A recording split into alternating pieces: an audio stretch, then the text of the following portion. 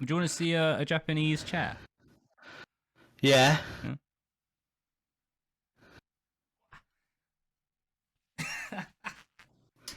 What the? And it flattens. It don't need to be no more flat. Oh, wait. I've gone too far. Good lumbar support. So the big news of the time, of course, is the purchase of Activision Blizzard King by Microsoft. I've already made a video on this, shared some ideas, but Frosty, what are you thinking of this historic purchase, as they're saying, the largest one? I believe it's the largest one Microsoft's done, at least. Yeah, how much is it? Like I heard 68.7 billion. Yeah, I was reading different figures. It was 68.7 was the low bowl. I've seen some at like 70.2 or something. Either way, billions, you know, at the end of the day. Billions and billions. It's more money than we'll ever see, so does it really matter? Well, no, I think that obviously I'm spending that much money on a company. I'm like I said, I'm pretty sure they're gonna want to make some big changes, hopefully to the better. I'm hoping that they still have a lot of input of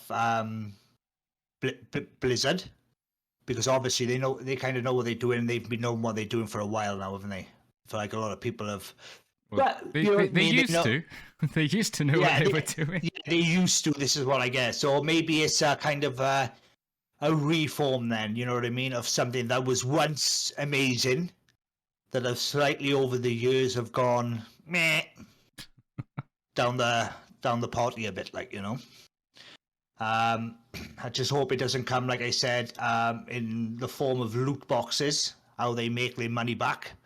You know what I mean? Because I don't like to see what they're doing now. Is I hate them pay to win kind of games. Do you get what I mean? Yeah. I mean, we all remember Battlefield, the Star Wars Battlefield, when that came out. Was it Battlefield? Battlefront, actually, I forget. Battlefront, I think it was. Yeah, Battlefront. My bad. That's right. Yeah, when that came out, I mean, that ended up going to court over it, and yeah, quite interestingly, actually, a lot of these cases don't tend to go very far. I think that was one of the few, really, where it actually did result in anything. What did you do that about then? It was the fact that it was considered gambling. Yeah. No, it was brought into question because it was considered gambling, and gambling is illegal within certain countries, as well as, you know, certain age groups. You'd have to make the game like mature in order to get away with it, which any game that hits mature it's basically unsellable. Most platforms will not sell those games. Yeah. So they kind of had to fix it, unless they wanted to be dropped from Steam, I'd imagine was the big one. I was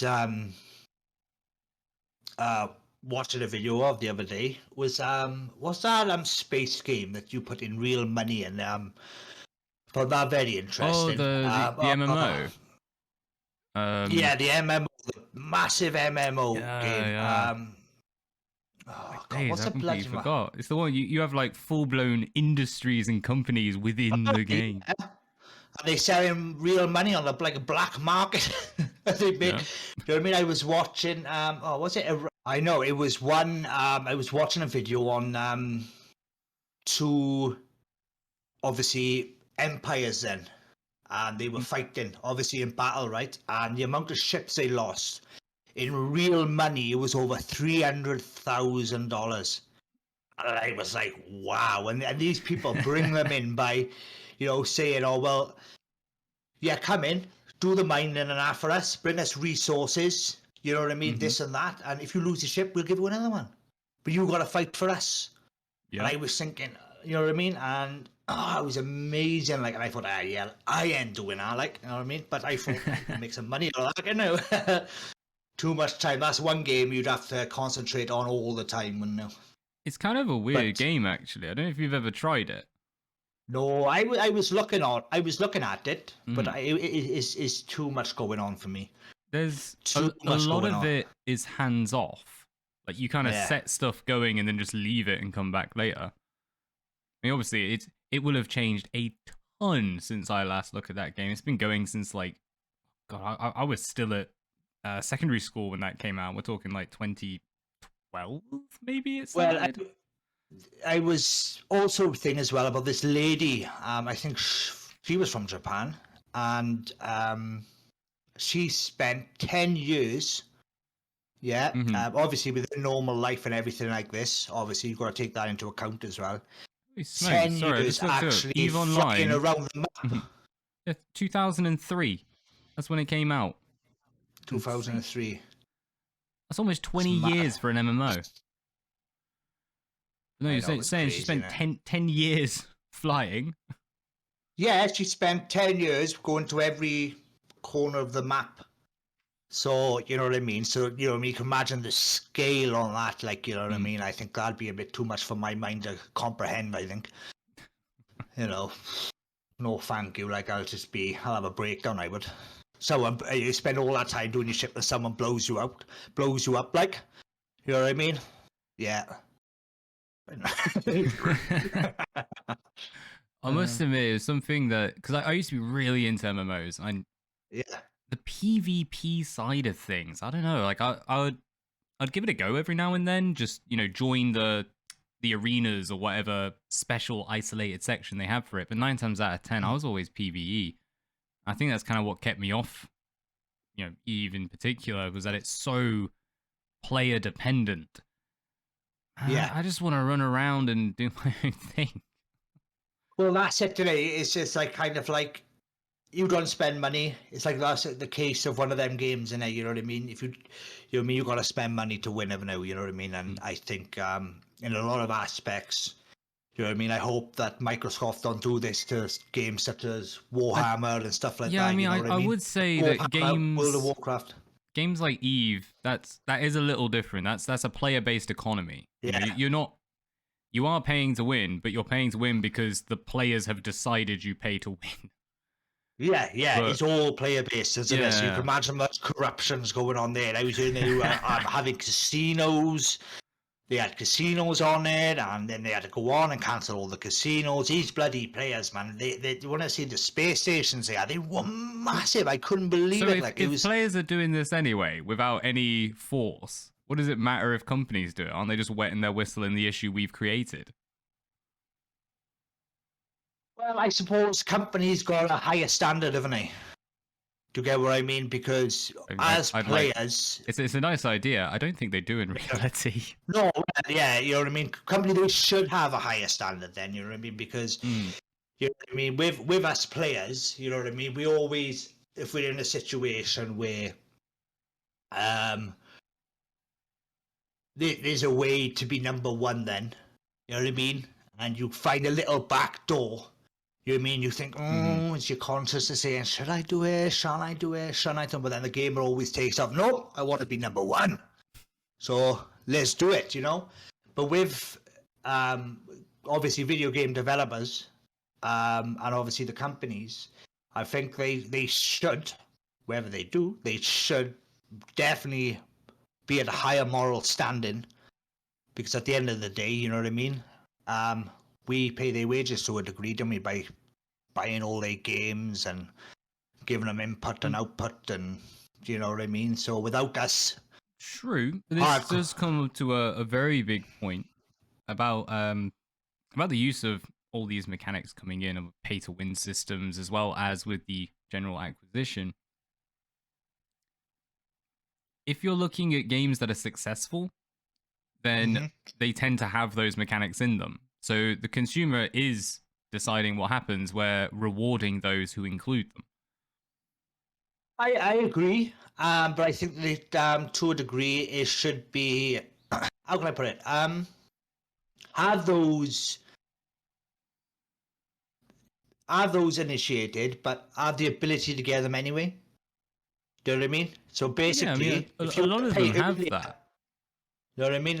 If you want to pay earlier, you know what I mean? Then you can get to the end earlier. Then I suppose to speak. Or if you want to play, like I'm gonna play against like skins and stuff like that. If you want to make your character cool, like you know what I mean, they don't force them on you, do they? You know what I mean?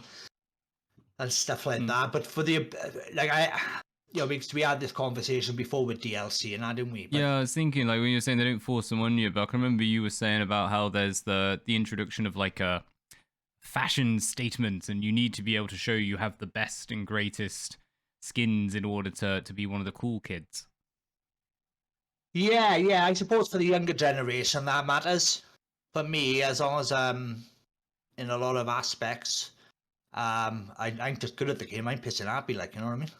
Because I get anxiety, see, from playing on multiplayer online. Mm-hmm. Okay, I do. I don't know why I do, but like anything from like Call of Duty, even multiplayer online on Total War, Warhammer, and all the other stuff. I don't know why it is. I get anxiety going on here, playing. I don't know. I think it's a comfort in knowing that you're playing the AI.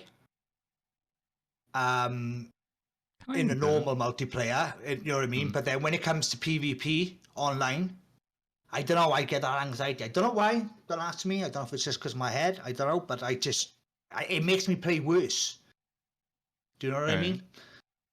Does that make sense? It makes sense. I definitely hear that a lot.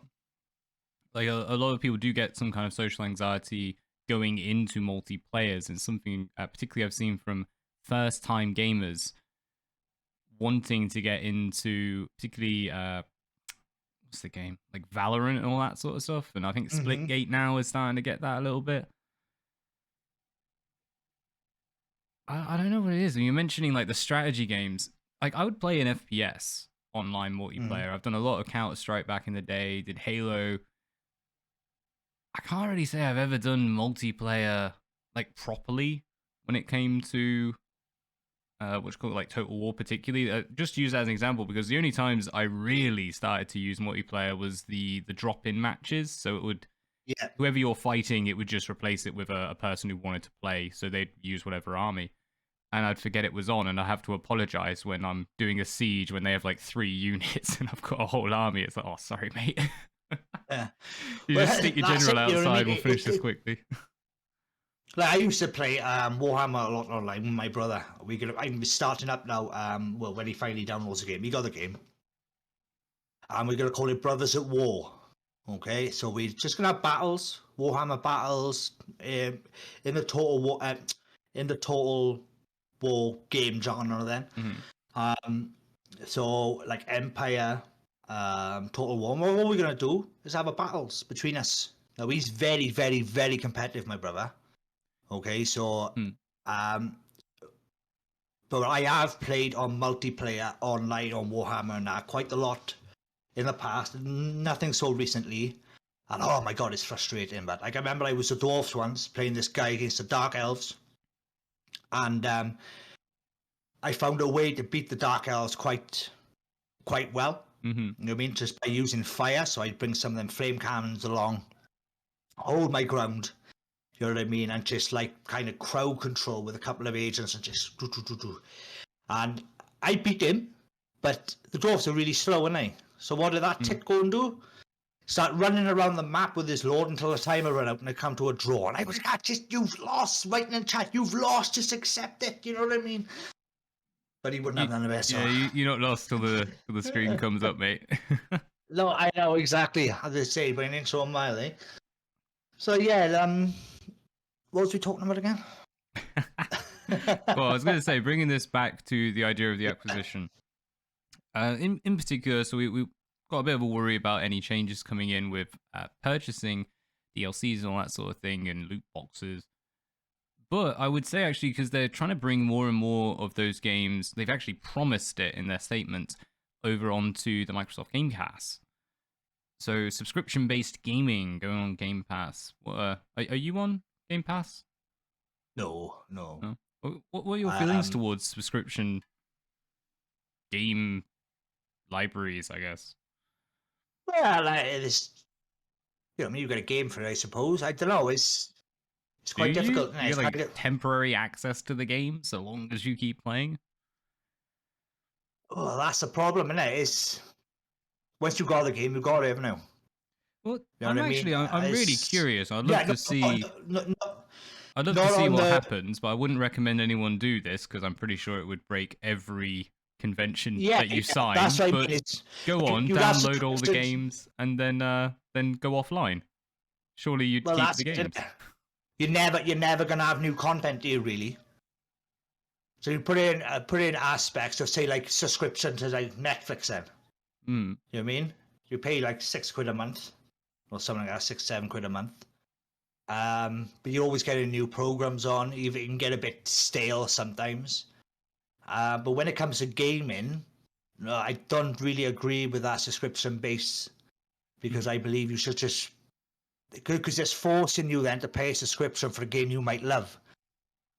You know what I mean? Well, you're gaining access to, well, I think it was 25 million games, I think is what they're saying they have now. It's something ludicrous. But what if you only won the one? Well, you get all the others.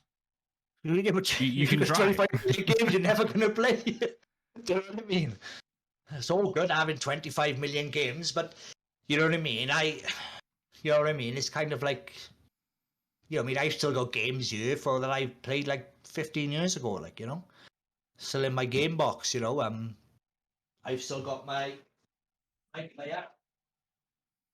still got my first Warhammer 1 steel case, you know, game thing, like, you know. Mm-hmm.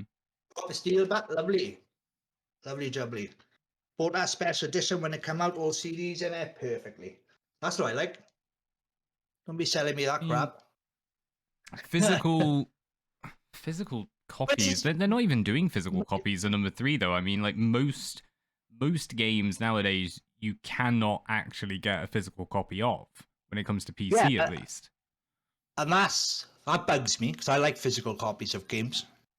I really do like physical copies of games, because I like a collection of games. So I can physically see on a shelf or in my little collection box or something like that, you know what I mean? Something to remind me of my past. A shelf? How many shelves do you have now? A few, like. Well, they're all on the floor at the minute, because I'm trying to buy, I'm going to be buying like a display cabinet for behind me, yeah. right? So I'm going to put like little...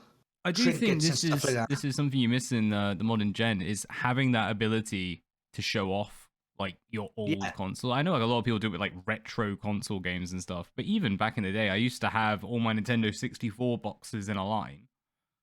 Yeah, it's just for your own satisfaction, isn't it? It's just, you know what I mean? Like, you know, it's just like, you know, like I like collectibles and stuff like that. I haven't got many collectibles, like, because like it's a shop down by a town by me, the TV program shop, hell of a shop. Every time I go to the town, I always go in there. Loads of collectibles from every movie genre you can think of, you know. And this has got this Halloween doll of Mike Myers, and I want to buy it. But and the missus wants to buy it as well because she loves Halloween. But keep having to remind myself, Mike Myers is like the bad guy in that, isn't he? Yeah, he is. I'm just thinking of Austin Powers.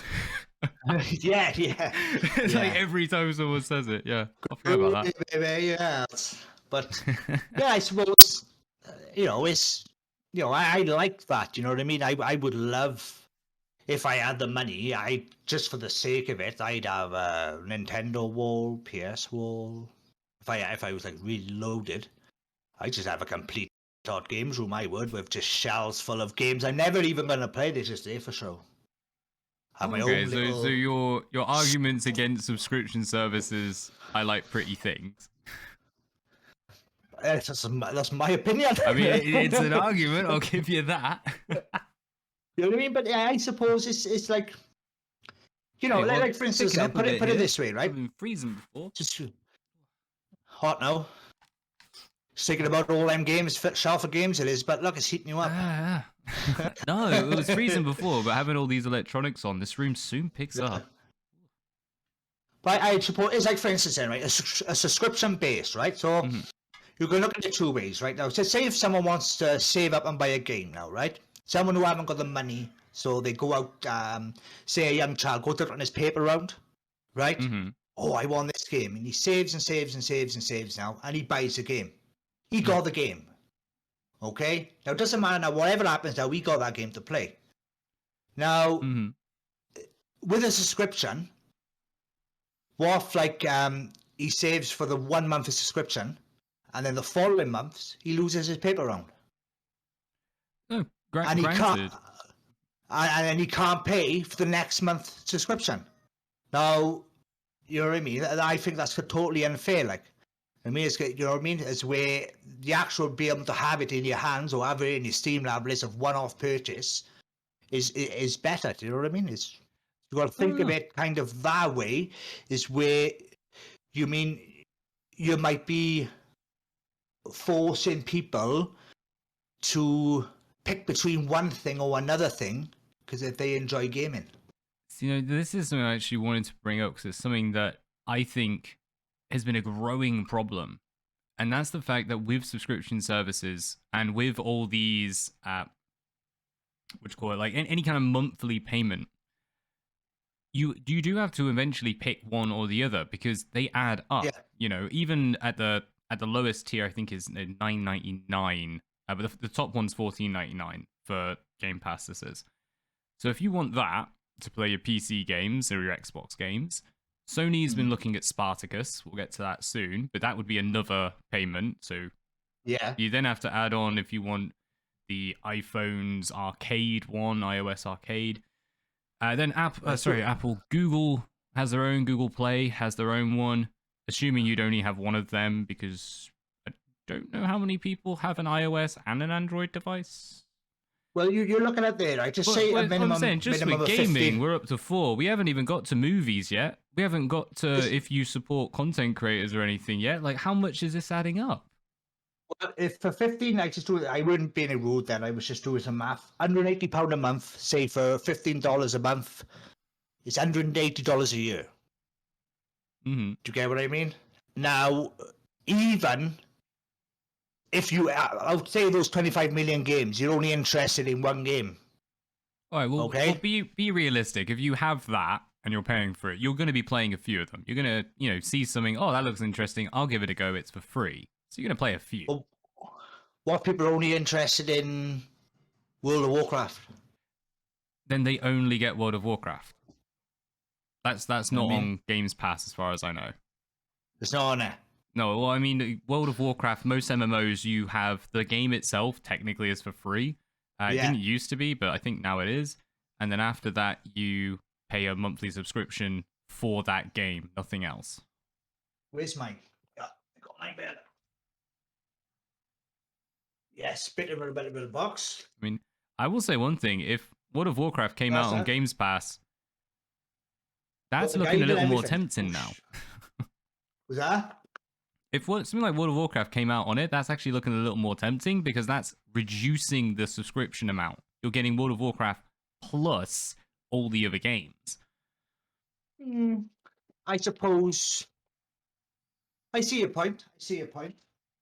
Like that. But it to me, that's it doesn't take the saving. ability to buy a single game. You should have a choice now, wherever you want. This was actually one of the things I was thinking when you're saying. So it's 180 odd quid per year. Yeah.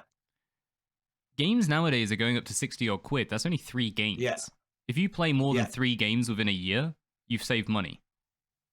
And when you were saying about this kid saving up from their paper round, I mean, for 60 quid, we save them for a damn long time. As more of an analogy then, because at the end of the day, you know what I mean. Some, parents gonna want not so much for us because we get our own money. I mean, we choose what we buy and and this. But kids don't really get that, that luxury, do they? You know what I mean? But, so having the ability to, this is putting pressure on parents as well. I would have thought. Well, I was thinking, doesn't this work better for parents? I mean, you can tell me, but don't you and your daughter, your rest of your family, you all play different games. You get Game Pass, you all go on the Game Pass, and you've all got your own separate games. Just turn your console offline. I suppose it can vary from different families, isn't it? Especially with the situation the world is in at the moment, with all the financial crap that's going on. Do you get what I mean? It's the little expenses, they add up, don't they? You know what I mean? Yeah. And I suppose you can look at it. You got pros and you got cons. Then, you know what I mean? So I suppose before you do it, you got to weigh up the pros and cons. You know what I mean? I suppose in some aspects, paying that amount of money for those amount of games, every month is it is good. But then, obviously, if you haven't got that money each month, or 1 month you can't afford to pay it, then you're losing out on, say, your free time because you can't pay the subscription. That makes sense? Like, you know what I mean? Yeah, You know what I mean? So whereas if you paid £60, £60, you would have had something till the end of time in theory. yeah, Now you just have it for the month. for the month, yeah, and then you got to think, all right, I want to play on it this month. Oh, an unexpected bill comes up, your car breaks down, or this or that. Do you know what I mean? Oh, I'm gonna have to use that money now with this now to pay for my car or to pay for gas, pay for electric. Now I can't play on my game for the month. So you pay for electric, and then you're sat in a month then in the house bored until, I don't know, other games to play. You get my point. Do you know what I mean? It's aspects, it's good aspects, it's bad aspects. Having the actual game itself, you know what I mean? I know they're more expensive, but you know what I mean? You can have 25 million games, and only 5 of them games appeal to you. I must admit, when I read that there was so many games, the only thing I could think was, how many are good? Yeah, this is what I mean. You're not going to put 25 million games, I'd rather personally save up for a game I like, and I know I'm going to play on. Like, you know what I mean? Because obviously, you know what I mean, I got a family to feed, etc. This and that. So I think that's something where actually subscription service, we kind of moved this wrong just to general subscription. Yeah. Which I'm glad. I have a lot of issues with subscriptions. Yeah. But one thing it does do in terms of modern gaming is the fact that if you're paying 60 odd quid to get a game, if you can get that for free, then you're going to try multiple games. You can actually, you know, see, oh, this new IP, I've never heard of it before, let's give it a go. Whereas if you are paying one-off 70, and if it's rubbish, you're scuppered. Yeah, true. I mean, that's a lot of money to drop on something that's rubbish. Do this. Pay for the first month. Try out all the games you want to play. Cancel the next month. And then go and buy them if you like them. You've got them for free forever. Which, of course, someone shouldn't do. Let's be honest. Yes! The loophole! We found a loophole. The loophole is to do it with your 3-month subscription. Your 3-month subscription. Right, I won this game, I won that game. Check what game's on right there. What games shall I buy?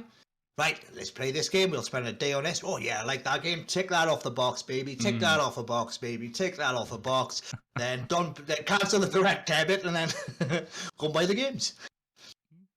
There we are. Definitely a method. We found a loophole for you guys. I'm just waiting for all of the this breaches this part of the contract and this part of the life you signed away because no one reads them. Yeah, true. I never read them. I just press OK. You know what I mean? But no, it's a difficult subject, I suppose. I suppose it's just the way gaming's going, isn't it? It's not like it used to be. This is the thing. I think fundamentally it's going to come down to the individual to decide whether or not subscription is for them. My issue, is when you're starting to see so many industries switching towards subscription services, unless they consolidate, which would be terrible because then you have a monopoly of the situation, but then you're paying 5 here, 5 there, 5 there, you got 3 of them, that's a big chunk of change.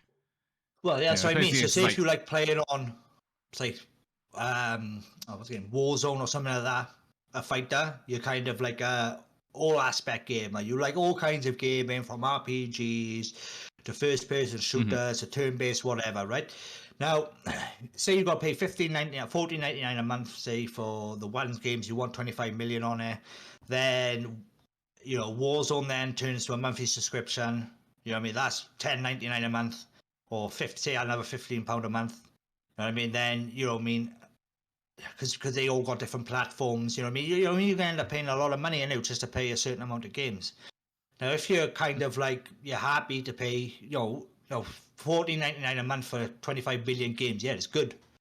Do you know what I mean? But like I say, with me, yeah, how many games are gonna, you know, how many games are gonna apply to you?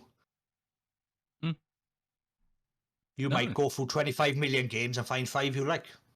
And I very, very doubtful you're gonna go through 25 million games. True. True.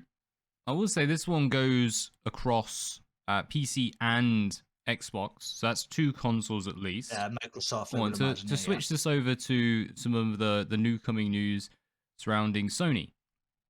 Yep. It's only leaks and rumors at this point. As far as I'm aware, we haven't had an official statement for Spartacus, Project Spartacus. Right. So this is the potential streaming service coming in from Sony. What are you thinking towards... God, sorry. I'm trying to bring up the article, and I'm just getting... Would you like to disable your ad blocker? No. Uh-huh. No, I would not, because I know this site is dodgy as all hell. Right, so let's get on with well, I'm on yes. what we hope Project Spartacus brings to a PlayStation Game Pass. So yes, Right, sorry. Spartacus may or may not be coming out with a subscription service for Sony. Now, one of the issues that will come up with this is the fact that there currently are not really enough Sony titles that have been brought onto PC. They're all on Sony platforms. Mm-hmm. But would you say that there would be even enough games to justify a subscription on Sony? Not at the moment, no. As simple as that, no. You can't even get a PS5. They're hard to get, man. I've changed my mind so many times. When I was doing the console game, and I thought I'm gonna get a PS5 and start doing that. Now I've changed my mind now, and I can spend the money on upgrading my PC. Okay, so I'm saving up for that now to get new motherboard, bit by bit. You can't get one. And if you want to pay for one, they're on like £700-800. PS4 on eBay and now are going for £300-400. I have no idea what that'd be in Japanese. I'm trying to work that out. PS4, sorry, it's like it's like 40,000, 50,000 yen here, I think. But I've struggled to find them. I can find them online from a few places, but I've not seen a shop that's stocked PS5. No, Amazon. Last time I checked, couldn't get it on Amazon. Checked Argos. I don't know if you have Argos over there. I think it's only UK, innit? Yeah, that's definitely not in Japan. Games Workshop, when they're like £650. You mean game? 600. But then you only get the one control pad, a PS5, and a game. And then, but there's the same with the Xbox as well. You can't get them anywhere, man. I don't know why.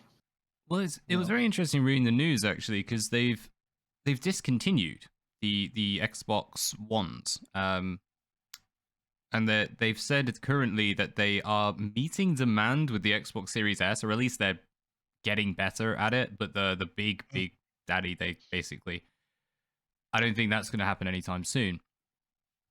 But the response from, well, not response, but Sony has stated they're going to continue support for the PS4. They're actually releasing, I believe it was 1 million more Sony PlayStation 4s.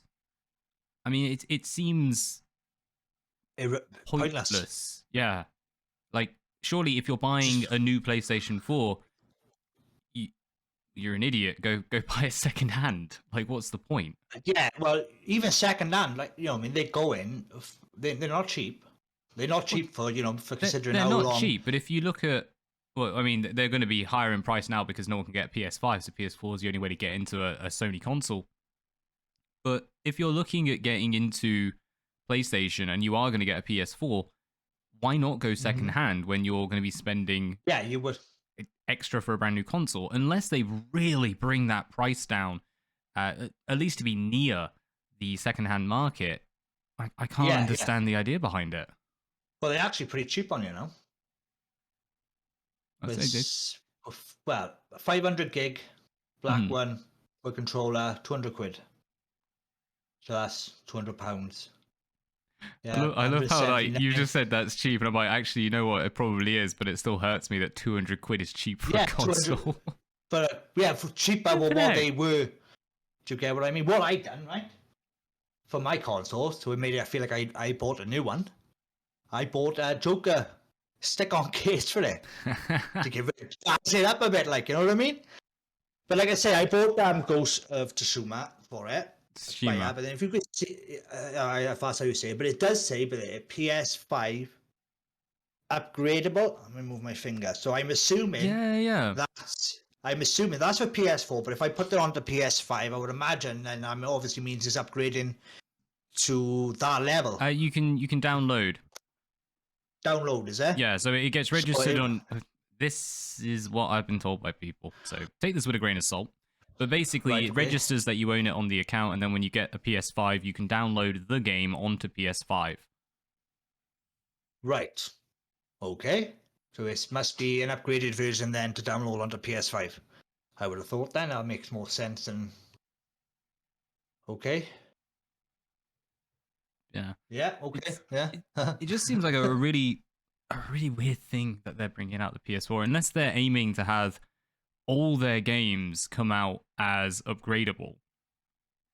I can't see any reason behind it, because if they are all upgradable, then basically what you're doing is buying cheaper with the intent to upgrade in the future. But yeah, I don't know, it seems like I'd rather just wait at that point. If that's my plan, I'd rather just wait till PS5 is cheaper than just pick it up on that. Right, I tell you what. I'm trying to find out how much it was to develop the PS5. Do you know how much that was? God knows, mate. Those things get in development for ages. Yeah, so I mean, And so you know, like, the reason they're struggling now is that it's the silicon shortage. You know what I mean? So you're looking at hundreds of millions, you know, time they pay everyone. I mean, maybe even more. So you put all that money into development to go back a stage, like, you know what I mean? It's kind of like your point is pointless. I don't understand why they would do that. You know what I mean? Because there's so many PS4s in circulation as it is. You know what I mean? And I've had mine for 7 years. You know what I mean? Mm-hmm. So I've had mine for a while, but I wouldn't buy a PS5 anytime soon or an Xbox anytime soon. I think it's kind of like,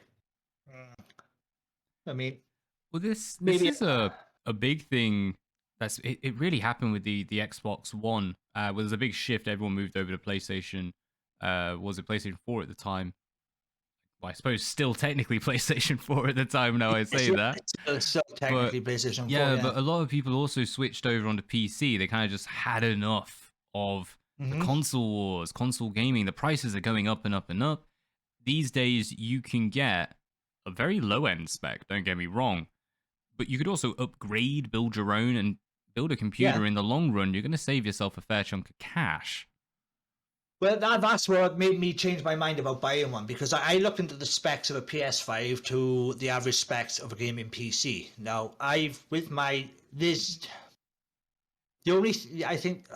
a GTX 1660 graphics card, 6 gig from mine.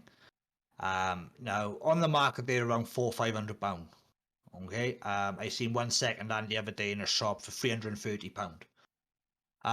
So they're still up there. Now maybe I'm with you do get upgrades as well, you know, the thing upgrades for it and stuff like that. But with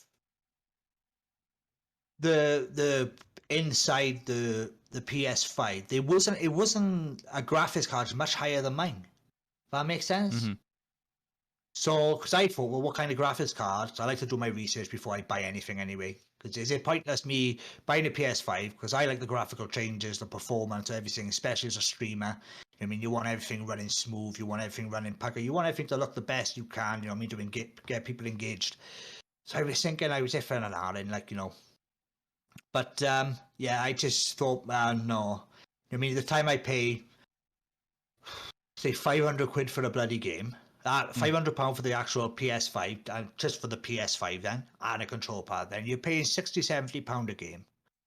To get what I mean, and with being a streamer myself, you know what I mean, I'd have to constantly keep buying games. When I completed one, I'd have to go and buy another one. If I completed one, I'd have to go and buy another one.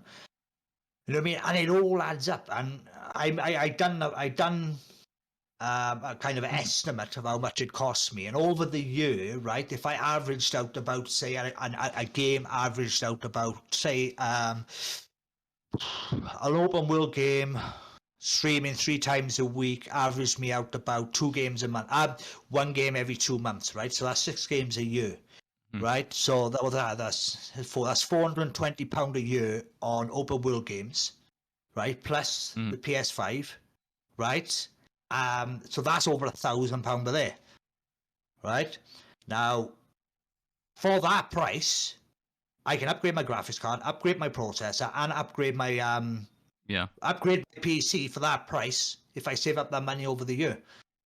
Do you get what I mean? Now, if I saved up that for 2 years, do you know what I mean? I could buy a top of the range PC for $2,000 and have a better experience than a console. Yeah, definitely. No, PC is always, at least for me, I've always considered it to have the best. Yeah, it does. Every game is optimized different for a PC than it is for a console. There's more we on hope. a PC. Sometimes those direct ports don't do so well. Well, in my opinion, then I suppose I say it's like, you know what I mean. I played like on Witcher on the PC, and I played it on the PS5. I had a better experience on the the PC. I've like used to play. I played Rust on the PC.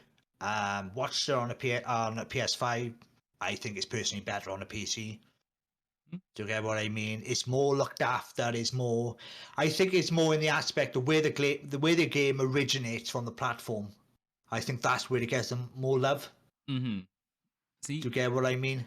Actually, that's quite an interesting point. The idea that it gets more love, because one of the things I've noticed as a difference in the multiplayer scene, we're talking years and years ago now, is that with a PC game, people will come back to them after decades. I mean, Team Fortress 2 still has people playing.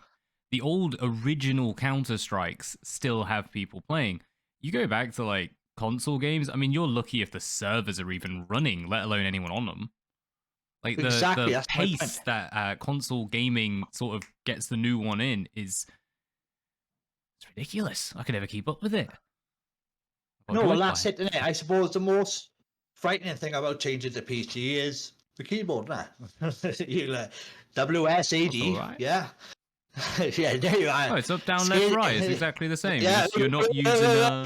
You know what I mean? Always getting used to all the bloody buttons, innit? By the end of a game, you're like, oh, your hand, you know what I mean? Scrapping out your hand like that because your one finger's down the bottom, and I start having bloody hand cramps in my left hand, not my right. I think maybe just like when I was growing up, I've always been a PC gamer. We've always had computers in the house because my dad worked with computers. I've never had an issue with it. It's only when you get to games like Armor, and it's, you know, you're going to need the full keyboard plus the functions plus the keypad, and that will allow you to like walk forward. You know, that's when you're hitting the levels of, oh my god, there are just too many buttons going on. But no, I mean, most games, you got WASD, you got shift for your run, space for jump, C for crouch. That's pretty standard. Yeah, but it's pretty standard for people like me and you, because we've done it for a long time.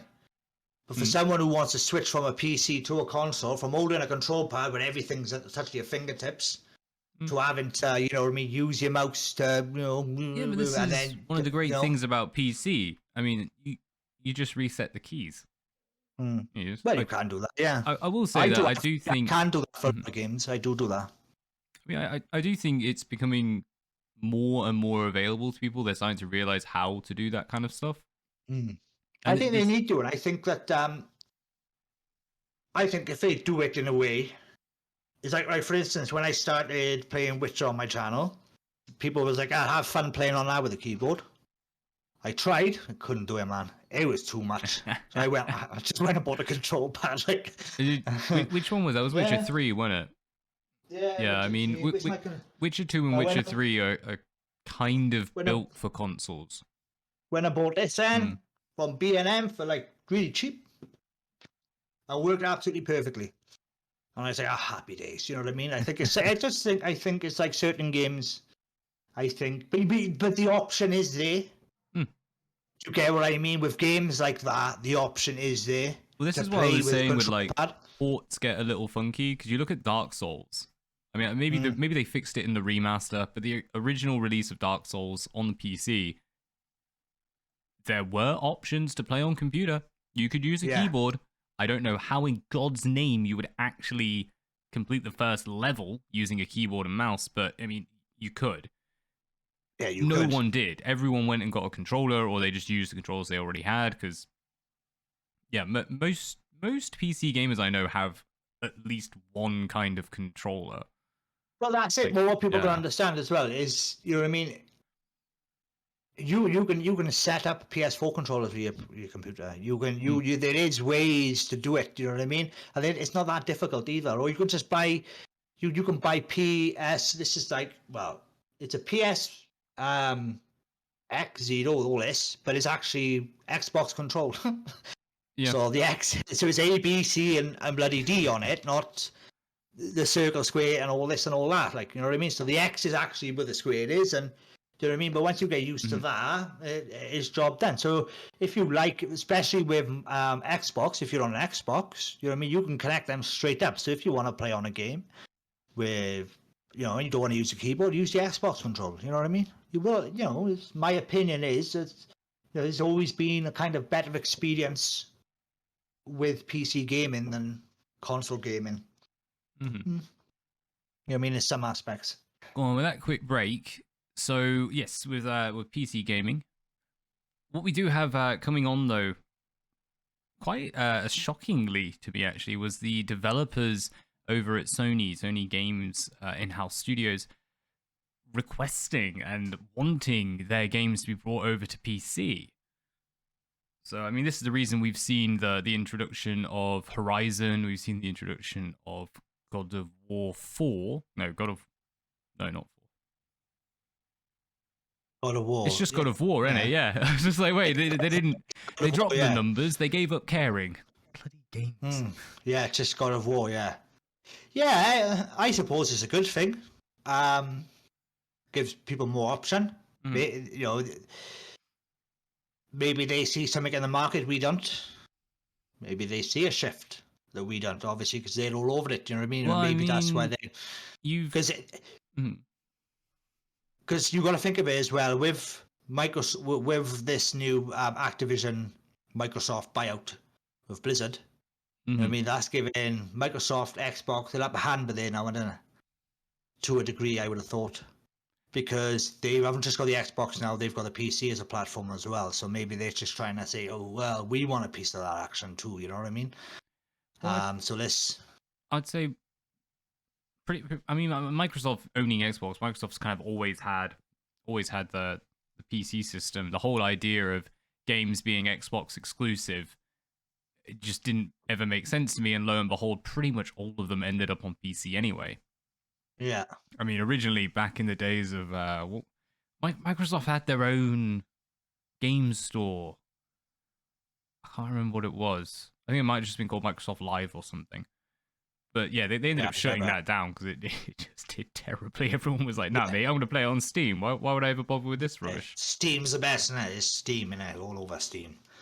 Everyone goes to Steam. I was going to say, when it comes to Steam, they've been literally smashing records left, right, and center. They've just been breaking their own records, to be fair. But when it comes to... It's good. Steam's good. You know what I mean? I got no qualms with Steam. I mean, they've never... Well, touch wood. I mean, they don't own the monopoly, but they basically own the monopoly. And yeah, because they do some dodgy stuff in their stores and have done for a long time. On what level? DLC inclusions. You've had the whole CS:GO loot box system. It's not really a loot box, but it is. And it's just money in it. Well, this is the thing. It's like they've kind of had these practices for a long time. They've just really isolated them to like specific games. Well, let's just keep isolating them, and just on. I just afraid sometimes it's gonna just become across it all. And you know what I mean? I'm not in a position, especially with like yourself and me, you know, being a YouTuber, content creator, and you always got to keep up with the next best thing. You know what I mean? It's just a must, isn't it? I mean, because people always want to see the next best thing. So if something comes out for the game or anything like that, you've got to kind of, you know, I mean, maybe not so much now because me and you ain't that big, but in time, you know, people are going to be coming to you for the next best thing. Oh, why haven't you got this yet? Why haven't you got that? You know what I mean? It's kind of puts. To be fair, when it comes to like the next best thing, when I'm doing that, because I like to think that I'm curating the games that go onto the channel. Yeah. But no, it's been more just like, oh, this random game looks really good. 9 times out of 10, it's a bloody indie game because it's the only ones who do anything interesting these days. And maybe I'll have 3 people be like, oh, dude, that's really cool. And then no one else cares. But that's fine. 3 people introduced to an awesome game. Well, that's it, isn't it? It's kind of like, I wouldn't say put pressure. It doesn't put pressure on me at the moment now because it does. You know what it I mean? does put pressure. I think that's a fair statement. How can I explain it? Obviously, YouTube can be hard work. Yeah, it can be hard work. It can be mentally draining, and it can. You gotta have a don't expect nothing kind of attitude. Don't expect nothing. If anything happens, then it's just a pissing bonus. You know what I mean? As soon as you start expecting as a YouTube content creator, I think that's when stuff starts going downhill. Now, when I first started, I used to be kind of bummed out if I done a live stream and no one watching and stuff like that. But my attitude's completely changed now. I'll just go on a live stream. I'll play the games I enjoy. If people want to watch and come and enjoy them, by all means, come and welcome. If not, then, well, I still enjoyed the experience. You know what I mean? It's kind of an attitude thing. But obviously, you got to put into perspective is when you see, people getting like early access and stuff like that. Now, you can't blame them for having early access because obviously they're really big channels and you know what I mean? That's how they get the word out, this and that. But it kind of does put the disheartening, well, why can't I have it then? You know what I mean? I'm trying my best. But you kind of like, you get what I mean. But then I realised that you've got to put an application in. I understand I haven't even already applied for it, so... So I'm like, it's your own fault, really, because you've got to put applications in for this. They don't come to you, but so I'm learning, I'm learning, and I'm learning, and I'm learning, and I'm learning, and the experience is amazing. And obviously, you get to meet people like you, and we get to have these amazing conversations and that, and but completely ignore the news. Yeah, just go on a complete random rants and just it comes into a bit of a counselling session where that's all right. The title has completely changed to this video. It's no longer news. Yeah, vaguely related, just barely appropriate. Yeah, well, this is what I love when I talk to you. It's just like I try and keep it on topic, but I don't know. I'm just Welsh, and I just I just get it out there, bro. I just get it out there, But what was the point again? Yeah, being pressured. Yeah, that's it. I was saying the point to begin with was games from Sony coming over to Steam, and then Steam being the monopoly. To pressure. Yeah, that's right. Yeah. Oh well, let's go back to games coming over then. Yeah. Go on. So games coming over, yes, it's definitely helping expose more and more people to games that originally were exclusive to Microsoft. Personally, I was super happy when Horizon came over because, man, I mean, I don't think I'd ever, anytime soon, at the very least, be able to play that game. But I mean, is there anything you're looking out for? Anything you're wanting for PC? Right, I'm niching right down. What's that? Sorry? I was just thinking, I should state, like, as a PlayStation owner, I mean, do you want anything coming over to PC? Do you care? Because you've got PlayStation. Well, to be honest, my PlayStation is not working properly at the moment. That's why I've stopped the streaming on it. So I'm going to try and get it sorted. I don't think it's anything much. No, I suppose. How can I explain? It's nice to have the 2 platforms. One for memory. I don't want to take up all my hard drive because these games sometimes are bloody used. So if I'm playing on a big game, I've got to install and install. If it's high spec game, I install it on my SSD drive, not my bloody hard drive. You know what I mean? If it's a low spec game, I'll install it on my normal hard drive. You know what I mean? Like so for the loadings and all this and that. So, but it's nice to just go to a different platform rather than just play on your own. I suppose, I was going to say, this is one of those weird things. I can remember because as I said, I've always kind of been into PC gaming, but I've also typically had some kind of console in the house, I ended up very much doing like a separation of genre. You know, like, there were certain types of games I played on PC. 9 times 10 it's strategy, Yeah. any strategy game, PC. If I wanted to play a more chilled out, more casual game, basically, you know, like Call of Duty, Gears of War, and all that lot. Yeah. Yeah, I mean, I even if it's completely on computer, I'm still gonna play it over on an Xbox. Yeah. I'd say Call of Duty is a bit of an exception because actually I prefer that on PC. The online was just way better on PC. Yeah. No, I completely get that. You know what I mean? Like my PC gaming, because I'm niching right down on my channel now. For the time being, I'll be streaming out tonight at 8 p.m. Finish off my part 3. Well, I say finish it off. I hope the game don't beat me for the second time in a row. Or legendary, but I'm niching right down on my channel for the time being. So the only game that I'm going to order now soon is Warhammer 3. I'm going to be making tip videos for Bannerlord. I had a subscriber asking for kind of like a walkthrough, so I'm going to be working on that now after I finish this video. Starting on that, step by step instructions. But you know, how are you separating consoles and PC gaming though? Well, I did want to introduce it into my YouTube channel, but by separate console gaming, yeah. I'm more like you. RTS, turn-based strategy, you know, I mean, stuff like that. PC only stuff, and like say Ghost of Tsushima, stuff that I think I need. I'll play better with a control pad on my PS4. You know, stuff like that, and but. I think in some aspects you've got to have a backup, especially as a YouTube creator, because it can get quite mind-numbing playing the same thing over and over and over again. It doesn't mean you don't love the game. It just means that you obviously sometimes it's nice to have a change. So like sometimes, you know, we get the PS4 done, take it downstairs, and me and Mrs. just have a mess around on there, do a mission each.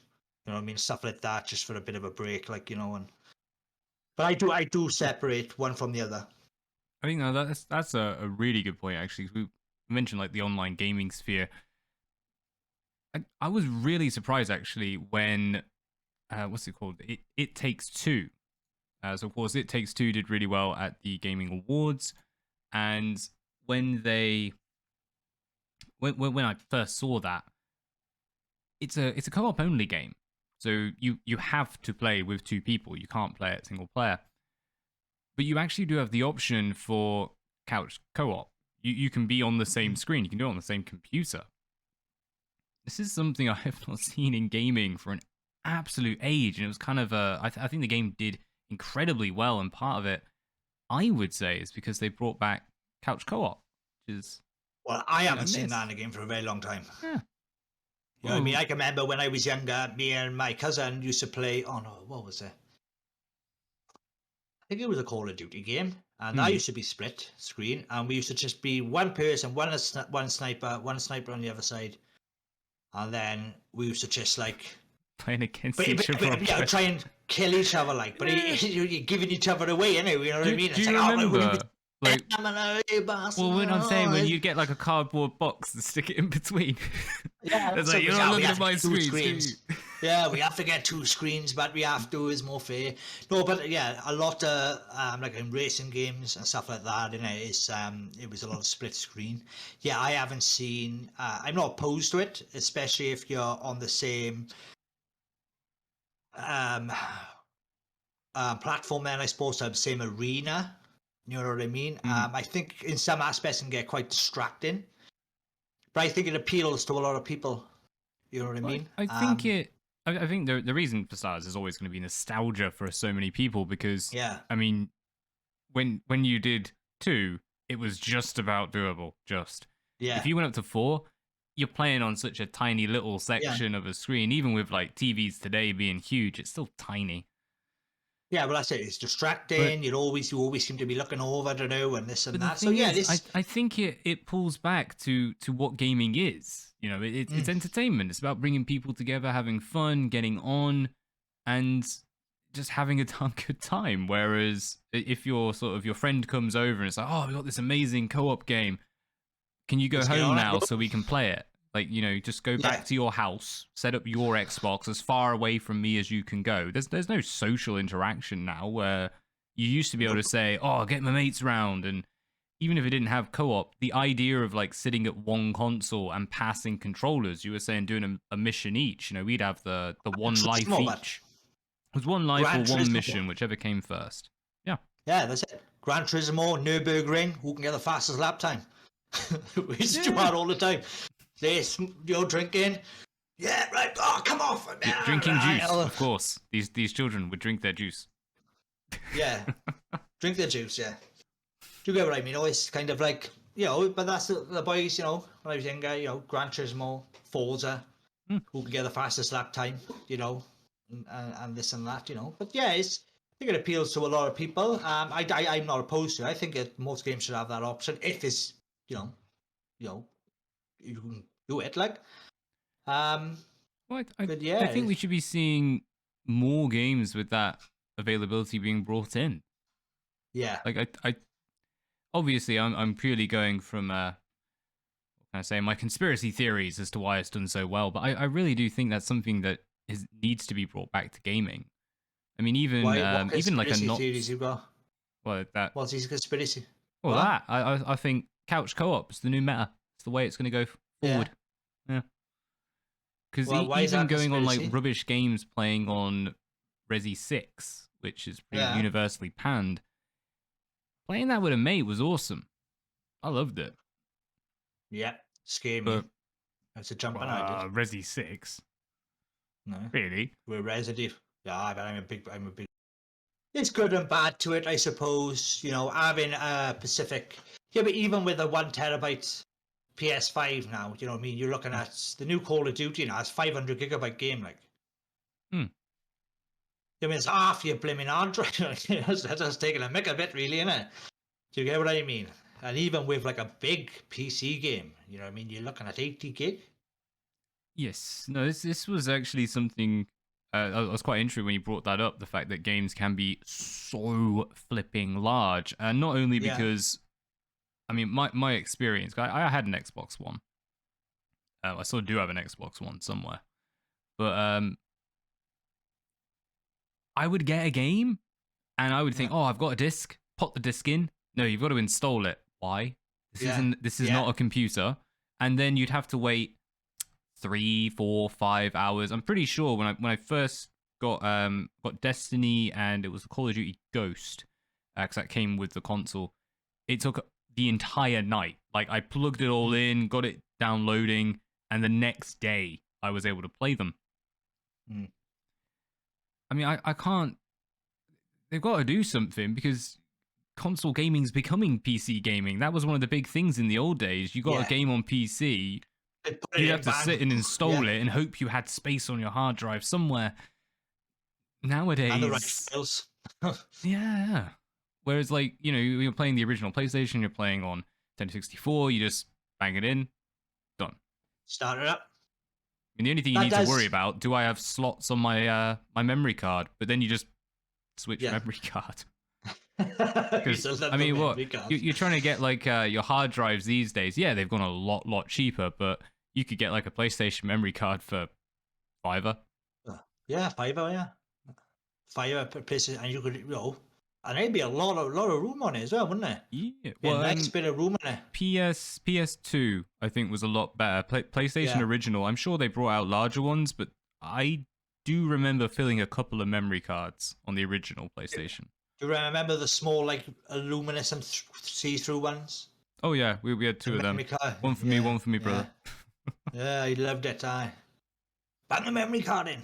Well, that's it, I suppose. I think it's all just going to be one bloody platform. Well, no, it won't be all one. It'll never be like that, will it?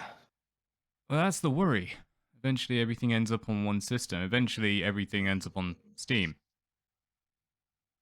Most of everything's on Steam already, isn't it?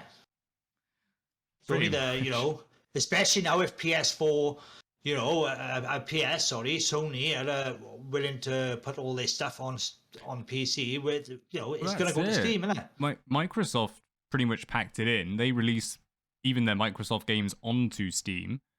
Sony's bringing their games over onto Steam. Even an Epic exclusive will eventually be on Steam. Yeah, I only got Epic for Troy. And then never played any since. Why? It was for free. Who cares? Yeah, I only got free. I'm not complaining about it. Like, but it's in if I want to play it. Like, it's in my Well, it's in my there Steam you go. library. That's your reason to get a subscription. You've What's got that? it. It's there. You ever play it? Yeah, but I had it for free. I didn't have to pay for it at all. True, You know what I mean? true. I was there right at the ball, bang, waiting for the time to think. All right, bang, bang, install. I actually got really paranoid But, when that came out because, like, living in Japan, I was like, what time? I have no idea. I couldn't figure it out. I didn't know, like, it would say it would come out at midnight on this day. And I was like, in which country? Give me a time zone. yeah, Warhammer's coming out everywhere at the same time, innit? I actually Is it? haven't looked. Like, I'm going to be I absolutely sure- honest. I saw the stuff 17th. on the Demon Prince and then I stopped. Because I was like, right, Hmm. I'm going to leave the rest of it for when the game starts. I'm going to hit start and I'll learn the rest as we go. Well, that's the thing, see. I think you don't really have a good experience until you play yourself, do you? I mean, it's all good watching and that, but until you start, you know what I mean? Because certain things will appeal to you that doesn't appeal to anyone else. Just like, for instance, I see a lot of gamers who doom stack and stuff like that. I don't like that. I can see the benefit behind it, like, you know what I mean? Because you can have an army that's undefeatable, but you know what I mean? I like to have that kind of mixture in an army then and this and that, you know what I mean? But I think in some aspects they've taken the ability to do that out of Warhammer 3 as well of a lot of cheeses. I think with the new siege like on Warhammer 2 you could like camp in a corner canoe and Yeah, I just think send all your archers we're around. going massively off topic with this one, bringing in Right, Warhammers, right, and we're trying to right, wrap this right. up a bit. Take it back and take it back. Cut this, take it back. Yeah, we can have a chat on that at some point. Yeah. Recently on Twitter, someone pointed out a quote from Bloomberg journalist Dina Bass, which read, "Gaming is like self-gratification. Everybody does it, nobody wants to talk about it." And this does not say, good. Go on, but this was a member of the Xbox team who almost got fired over it. Bit of an over dramatic.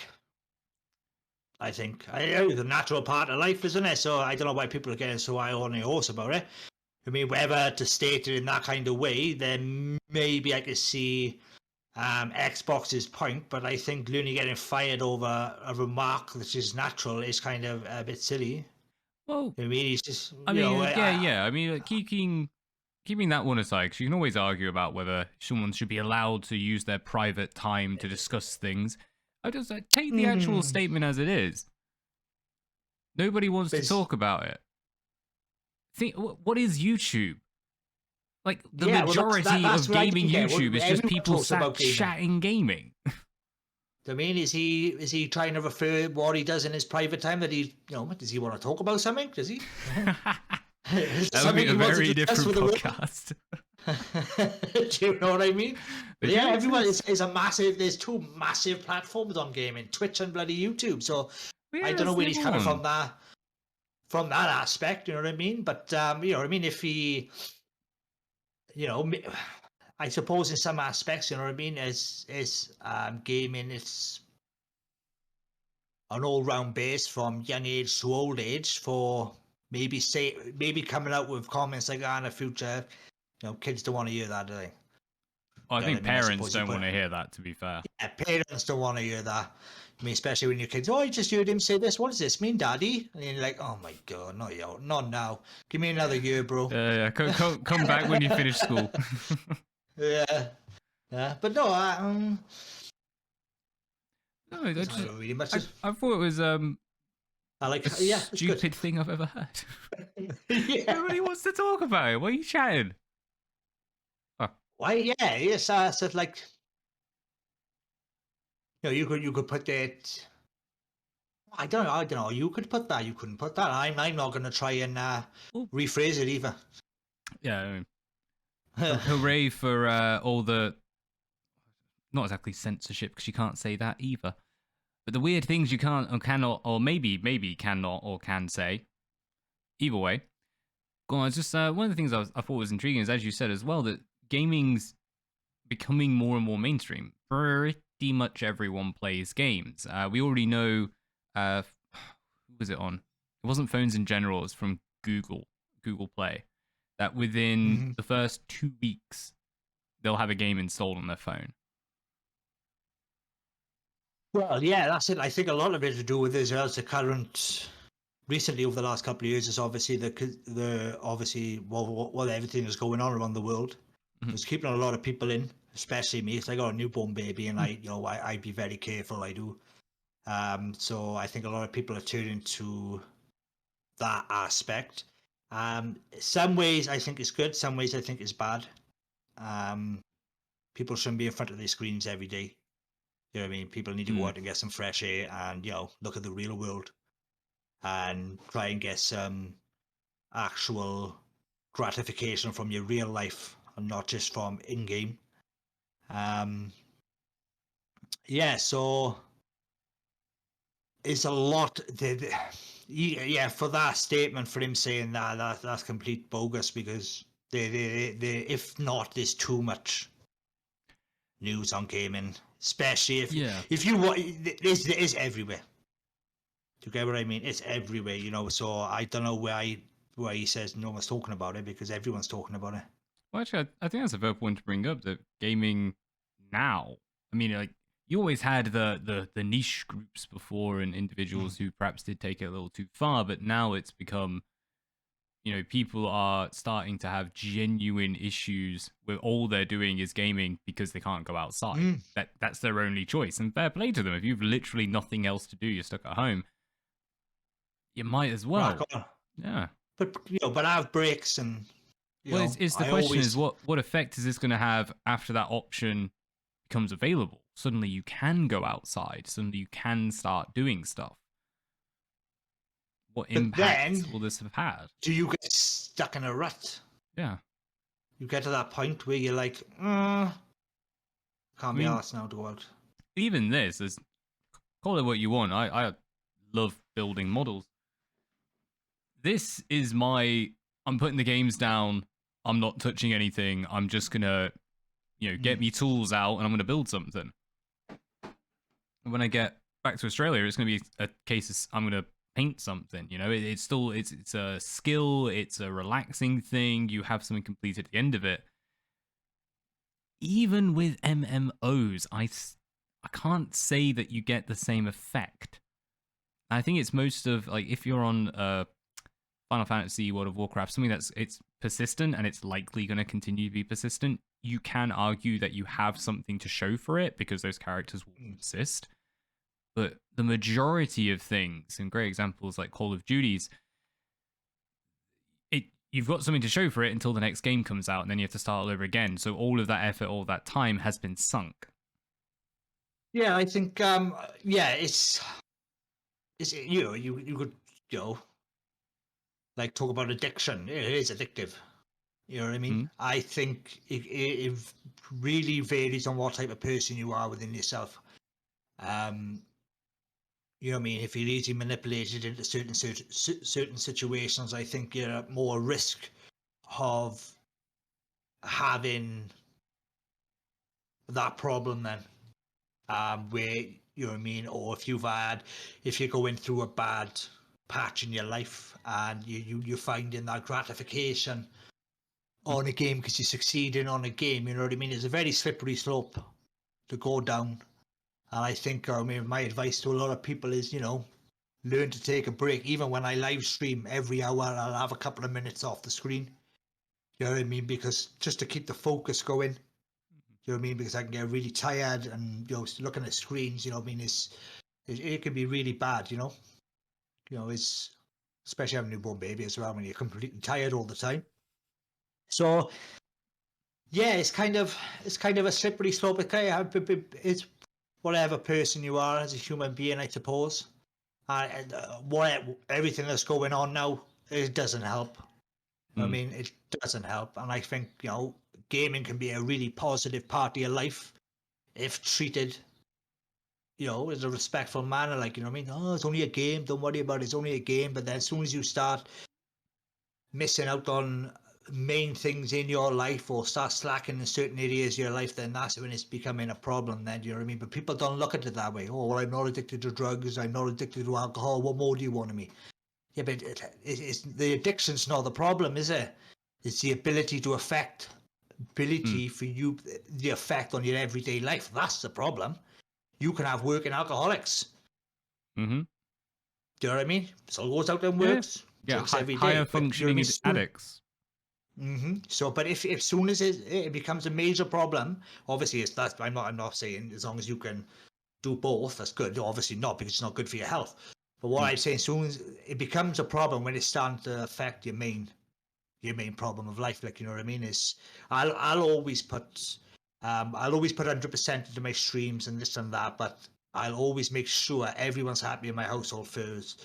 Mrs. is okay. We've done our daily thing, and then once I've got the spare time, then I will do the stream, or I'll set it up in time. Right then, I need to do everything before this time. I'll let the missus know. I'll say, look, I'm going up to stream. She's like, what time are you streaming till? Prioritizing, You know what I mean? organizing it. Yeah, prioritize, organize, so you know then that, you know, and it's more fulfilling then, because when you're playing on it, you haven't got that thing in your head. Oh, I should have done this. I should have done that. Oh, I got to do this now when I finish. You know what I mean? You can fully concentrate and enjoy the experience if you focus on your everyday life as well. And I think there's something we should go into in a bit more depth in the future, because I think in a lot of aspects of life, it is becoming a real bloody problem. Like, in a lot of people, I see it in my nieces and well, not so much my niece, my nephews. You know what I mean? They're on computer day in, day out, day in. They're up till 3, 4 o'clock in the morning, or actually they won't come off. Their parents will take them off. They'll sneak back on. You know what I mean? People can laugh and say, oh, that's kids for you, but no, they don't want to be going to school tired. And then that's affecting their ability to learn in school. Do you get what I mean? Yeah, I am thinking though, when I was a kid, I did that. And yeah, me too. The thing was, A, my parents sorted it out. B, the one time they did it, I talked to my dad about this sort of thing, like when you did hands-off parenting, I think it's referred to. Yeah. He basically said, like, I knew you were going to feel like crap the next day, so I just let you feel like crap. I was like, yeah. You bugger. You knew I had a rugby match the next day, and you just let me do this, knowing damn well that I was going to show up half dead.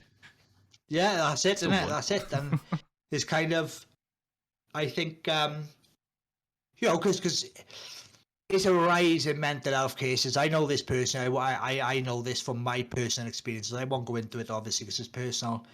But I wouldn't say sympathize, but I can understand a lot of aspects of that mental illness, then that it does affect a lot of people. And what some I was bringing days that up for is, I think in this modern age of everyone should be promoted and shown to be good and everyone should be praised, I can remember doing stuff like that, and I'd have a bloody hiding. You know, fair enough, my parents didn't have a go at me, but my coach did. The team did. Yeah. And I knew that I let them down. And you learn from that. You learn not to do it again because you let them down. So you got to make up for it. That's a normal human emotion. The thing is, you got to be able to process certain human emotions, because especially at a young age. So when my kid is screaming and shouting, I literally just watch it and look. He's throwing a tantrum the other day because he's starting to speak a little bit now. Mm-hmm. And he's like, oh, he got a temper on him, like. And like, me and the missus were having a play around fight, right? And he just burst. He didn't like it. He must have thought it was serious. But we were just having a play around, having a twirl, having a dance downstairs. And so I picked him up. Oh, we're only playing. And then every time I put him down and he was screaming, he thought like, I know how to get picked up now. I started screaming again, didn't he? But then when I was like, no, just leave him there for a minute, because I don't like to leave him cry for too long, because obviously he could hurt his throat and everything. So I left him here for a little while, and he was like, then with a pillow. On a pillow. I laughed my head off. I said, go on, boy. Process that emotion, boy. You know what I mean? But my point is the ability to know how to feel that way and the ability to be able to process that feeling is a normal. It's got to be done, because it comes to later life, because you can have a lot of disappointments in later life. A lot of disappointments. You gotta, if you know what I mean, you gotta be able to, you know what I mean, unless you're, I don't know, just got everything set out for you. You know what I mean? But even then, but you know what I mean, you there's a lot of grind. There's going to be a lot of heartbreaks. There's going to be this and that. So I bet to be able to process that emotion normally and be able to know how to do that, I think that's a key aspect to everyone's mental health. Because as soon as you don't know how to process emotions, both, then that's when the head goes whoop whoop, and then that's when you don't know what to do, and you start feeling down. And I think, yeah, it definitely compounds and drags up if you've never seen failure to suddenly fail. You've got to see failure. You've got to be criticized. You've got to be told when you do things wrong. You know what I mean? You've got to, if you've let someone down, like you said, you've got to be told. You know what I mean? People think it's cruel. No, it's not cruel. It's making someone grow as a person. It's making someone realize, you know what I mean? Right then, this is all right. Then I understand now. You know what I mean? Be criticized. You know what I mean? It's okay to be criticized. You know what I mean? As long as you do it in the right manner. You know what I mean? It's all right to be told no. You know what I mean? You can. This is what I was saying. I think it's gone too far now. You can't tell people they're bad. You can't tell people off. No, it's just ridiculous. You know what I mean? This is the thing, as you said. People start to get this extreme idea like you're abusing. It's like, no, if you tell someone like, mate, get some sleep, get to the match, or don't show up next week. You know, you've ticked us off, you ticked the team off, you've let us down, you've failed us. And I'm using this as like the microcosm of a school rugby game. Yeah, well, you're part of the team. If everyone turns up, part of that team, fully and ready, and you don't as an individual, you're letting the bloody team down. So if everyone can do it, why can't you? Yeah.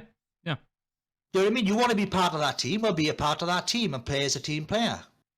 Simple as that. You know what I mean? There's no iron team. The old saying goes. You know what I mean? You're. You know what I mean? It's like I was in the army for years. You know what I mean? It's the same. It's that group mentality is where everyone needs to be a working cog. Do you get what I mean? Everyone needs to know everyone. Everyone needs to know how to treat everyone. You know what I mean? And you have to have the ability to be able to speak your mind. If you can't speak your mind or be able to have the ability to criticize someone for when they're doing wrong, how the hell is anything ever going to get better? If you're just going to praise everyone for everything, then, you know what I mean, nothing is just going to be, well, no, that's a crap job. Well, no, it's actually really good. When it's just going to get done crap all the time, isn't it? And I completely agree with it. It does wind me up sometimes, like, you know what I mean? I try to let it go over my head, but, you know what I mean, having the ability to speak your mind in certain aspects, you know what I mean, it shouldn't be shunned. Now, certain things should be shunned. Obviously, stuff like violence and stuff like that, you know, that's a no-go. But having, you know, constructive criticism against someone, speaking your mind in a nice, polite manner way, and, you know what I mean, be able to say, oh, look, dude, I don't like that, you know what I mean? Or, you know what I mean, if you don't like something, don't bloody watch it, like. As weird as it sounds, I think this has also led to the inability of constructive criticism. Because I think, because it's been demonized at this point, people act like they don't know how to be constructive, so they just kind of give criticism or just generic comments, and it's like, dissect it a little bit, mate. Get into some detail. Find the dirt. It's definitely there. Well, exactly. That's my point. It's like kind of like, well, at the end of the day, people oppose other people's points of views on other people's, but when someone else has another point of view, then they don't like it. So, you know, so it's okay for you to oppose your point of view on me, but I can't have my own point of view. Do you get what I mean? It's kind of the hierarchy now, in who's sitting on the higher bloody horse, like, you know what I mean?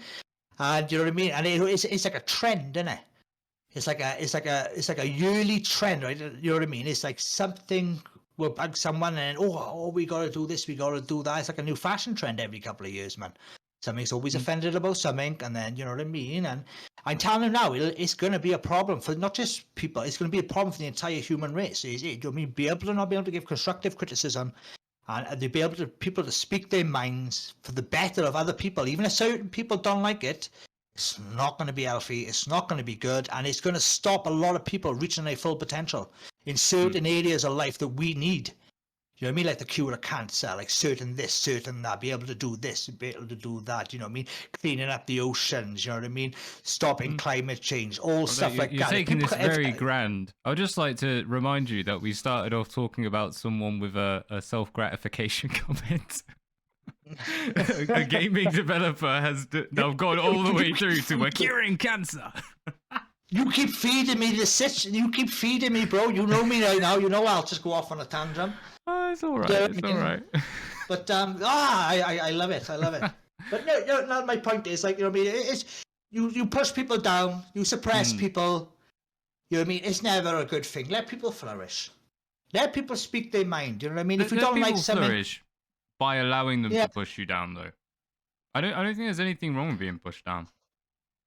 Yeah, in what aspect, though? I think the difference is between being pushed down, as in someone saying something negative, and being crushed and having a million people telling you how terrible you are every second of every day. There are two very, very different things. As I said, I think the distinction between the two has been lost. Yeah, I think as well. But the difference between constructive criticism and an attack, people call everything an attack now. Yeah, that's what I mean. What I meant by let people flourish, I meant by like let people speak their minds. Do you get what I mean? Instead of suppressing people to speak their minds, learn people how to take and process their emotions. I mean, they do it vice bloody versa, man. No one knows how to promote their emotions anymore, so everyone gets in a, ass over tit over something stupid. No, just because one single man got an opinion. And it's on the news, isn't it? Just because this one man, a gaming developer, creator, had a bit of a choice. Stupid comment. Stupid. It's terrible. Doesn't make sense, even in the context of gaming. It's a funny context it came in, but you know what I mean? It didn't make sense regardless of what he said. So, you know what I mean? I would have said to that one, all right then, but what you do in your spare time is up to you. That's absolutely fine. But what you want about? Everyone's talking to... Do you know what I mean? But everyone's talking about gaming. Everyone's talking about gaming. No, it's... Oh, run with that. We actually have got a wee bit over time. We are trying to keep these down to an hour, and I started the timer after we started, so it's like 1:30 now. Yeah, we're over. Well, like, I hope I haven't gone on too much, bro, but I do like these conversations, so sometimes maybe we should just go on just like random chat. That's what this is. That's what this is. I've given up. It's not what we intended. For anyone who's listened in this far, for starters, praise to you, mate. You've done better than I ever thought you would. Yeah, you've done better. I'm a Welsh man with a lot of passion, so sometimes, I got a lot of things on my mind, and I like to get them out, so... Well, it was supposed to be news, but that's out the window. I think we're just going to start with news topics and chat random rubbish. It's a big news, isn't it? It might not be like it kind of, I know it's a big tangent about a man, what he likes to do, well, how he feels about gaming, I think he's a very passionate man, to say it in that way. I hope so. He's working for Xbox. Hopefully he's making some decent games on it. But passion is never bad in a creator. Let's just make sure he don't handle all of them, yeah? Go on though. We'll call it there, and I think we'll have to have a think of the name. I'm not too sure. Maybe Barely Gaming. That's it. I was going to say at this point, let's just say go on. We've had an interesting one. I think at the end of that, we've gone majorly over time. I'm gonna have to cut all this in. We'll see what happens. Anyway, so next time, as always, people, peace out. Take it easy. Keep it frosty and beyond.